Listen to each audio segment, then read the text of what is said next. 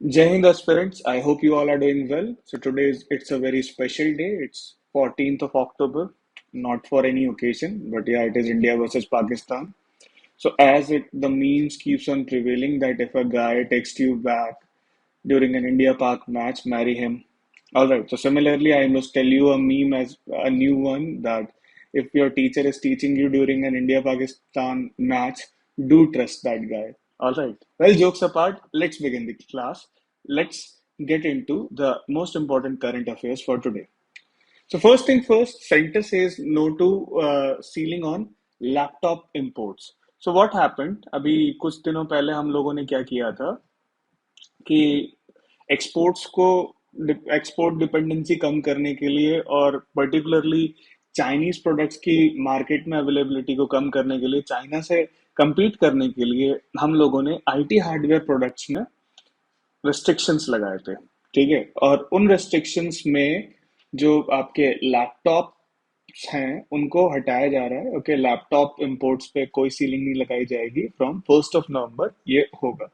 ये मूव इसलिए किया गया था ताकि हमारी इंपोर्ट डिपेंडेंसी पे जो मतलब इंपोर्ट्स हमारे बढ़ रहे हैं, इंपोर्ट्स पे जो डिपेंडेंसी बढ़ रही है उसको कम किया जाए और लोकल मैन्युफैक्चरिंग को बूस्ट अप किया जाए।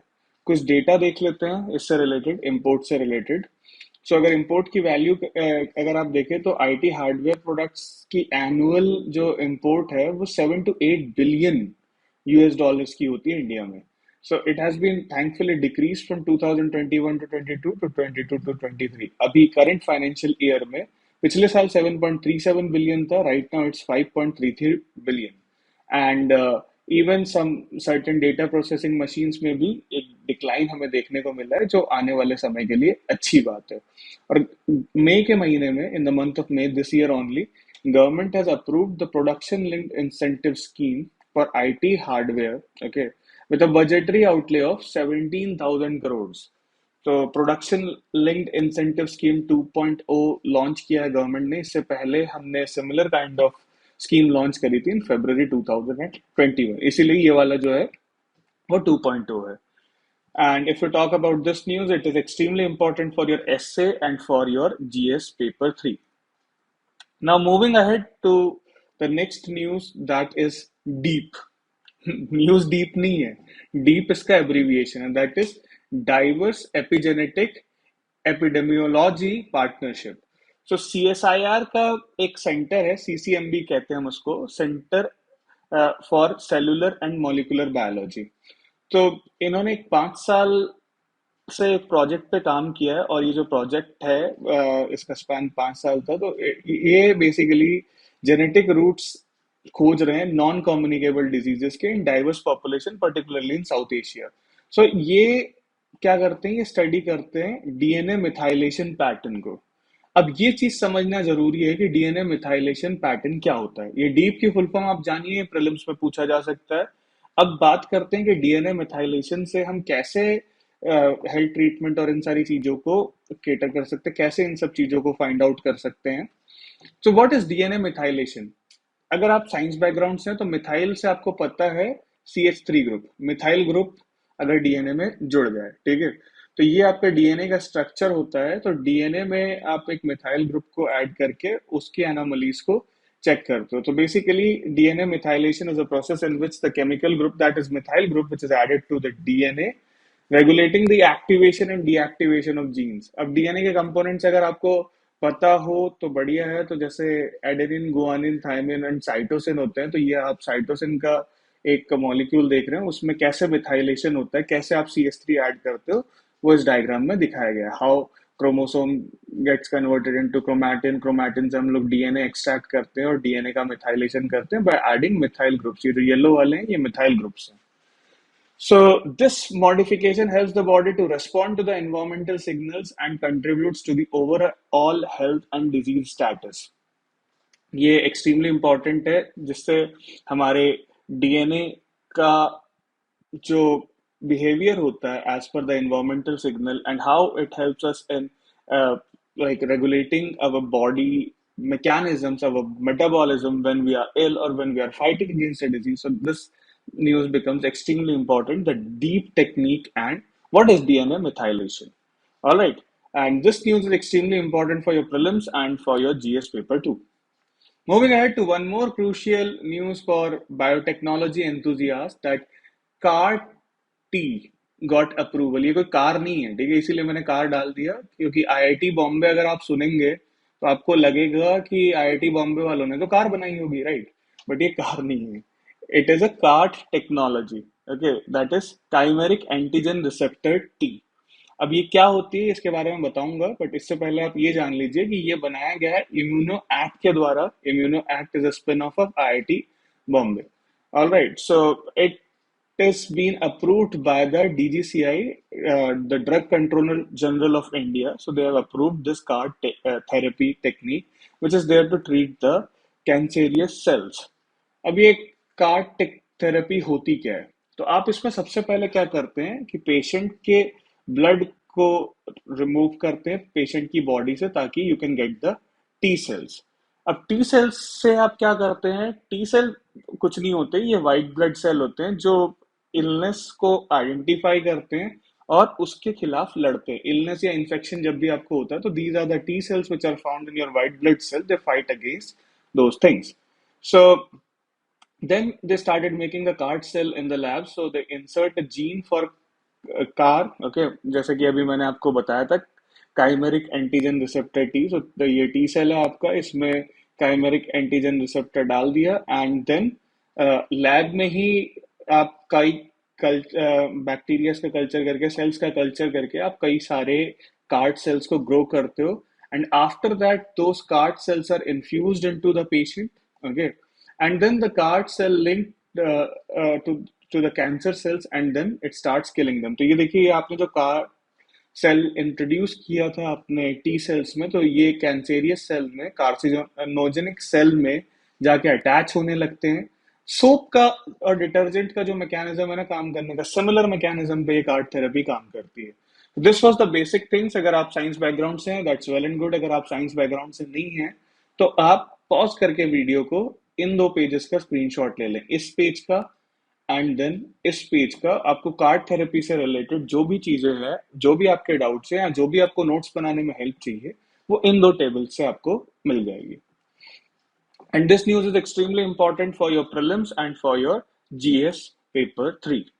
So now moving ahead to one more crucial news that Kanwar Lake, which is there at Begusarai in Bihar, okay, which is the only Ramsar site in Bihar basically, not in Begusarai. Obviously Begusarai में तो एक ही site है, पूरे बिहार में एक ही Ramsar site है and it is undergoing degeneration. And if you talk about this particular lake, the Kanwar Lake, it is Asia's largest oxbow lake.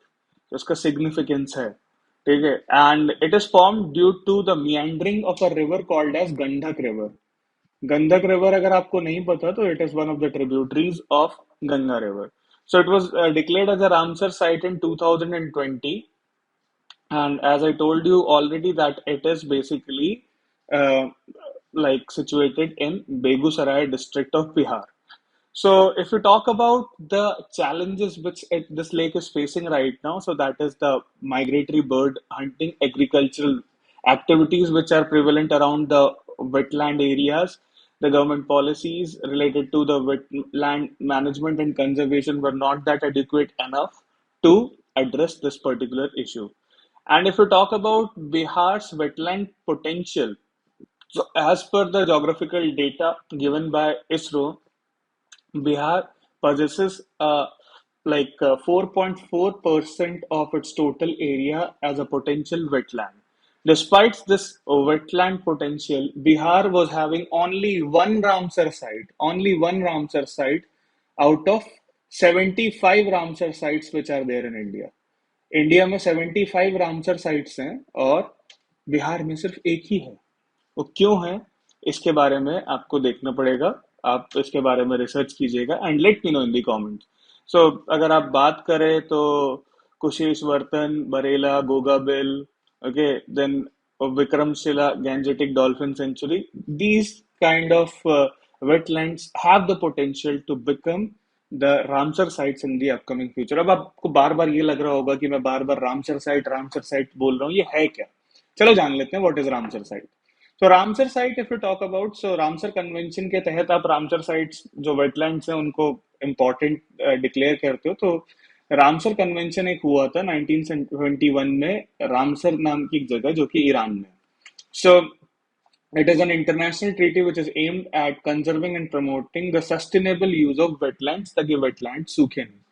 Participating countries, if you talk about, there are 172 contracting parties। काफी लोग अभी भी देखते हैं, अगर आप notes votes follow करते हो, काफी नोट्स में इसको 171 लिखा गया है, लेकिन 2021 की अगर हम बात करें तो एक नया कंट्री ऐड हुआ था, that was Angola, and this number shooted up to 172।